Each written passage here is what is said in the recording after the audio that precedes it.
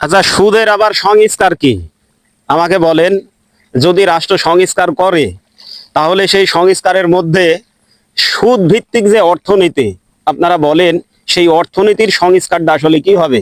তারা তো সুদমুক্ত বাংলাদেশ গড়বে না। সুদের অর্থনীতি, এই যে বৈষম্য, অর্থনীতির উপরে যে বৈষম্য, এই বৈষম্য ব্যবস্থা তো এই সুদের উপর ভিত্তি করে চলার কারণেই কিন্তু হচ্ছে।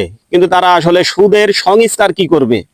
এখানে হয়তোবা এই কাজটা করতে পারে যে হয় সুদের পার্সেন্ট কমাবে, না হয় সুদের পার্সেন্ট বাড়াবে।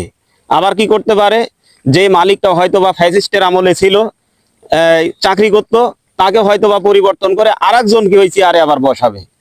কিন্তু সংস্কার মূলত হচ্ছে কি হচ্ছে না। একটা বিল্ডিং এ মনে করেন ফাটল ধরেছে, বা একটা বিল্ডিং এ রং চং করা আছে, সেই রং চং অনেক পুরাতন হয়ে গেছে, আর ভালো লাগতেছে না। এখন আপনারা চিন্তা ভাবনা করলেন যে আমার এই বিল্ডিং কে সংস্কার করব। এই সংস্কার করব বলে আপনারা সুন্দর সুন্দর রং চং কিনে সুন্দরভাবে আবার ডিজাইন করলেন, সুন্দর চকচকে হলো। কিন্তু ব্যাপারটা হচ্ছে, সেই বিল্ডিংটা তো আপনি ভাঙ্গি নতুন ভাবে ফাউন্ডেশন দিয়ে আর গড়তেছেন না। ফলে কিন্তু ওই পুরাতন বিল্ডিং ওইভাবেই থাকছে, অন্য রং কিনে আপনি আবার বিল্ডিংটাকে চকচকে করছেন। আসলে এটা তো সংস্কারের রূপ না। বর্তমানে সমাজের, বিশ্বের, আন্তর্জাতিক লেভেল এবং আমাদের বাংলাদেশ সহ যে কন্ডিশন হয়েছে, তাতে এইসব সংস্কার দিয়ে কাম হবে না।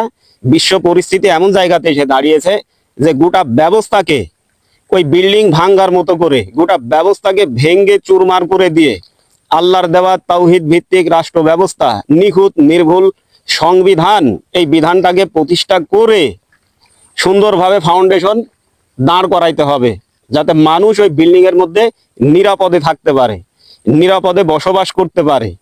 কিন্তু যেই ব্যবস্থা আপনারা গ্রহণ করতেছেন, ওই মানব রচিত বিধানই ওইটা ছিল ফ্যাসিস্টের আমলে, গণতন্ত্র, বহুদলীয় ব্যবস্থা। আবার আপনারা সংস্কার করে কাটাছিড়া করে এদিক সেদিক এই ওই হ্যান ত্যান এইসব করে লক্ষ লক্ষ হাজার হাজার কোটি টাকা খরচ করে আপনারা আবার সেই মানব রচিত বিধানকেই পুনরায় প্রতিষ্ঠিত করবেন।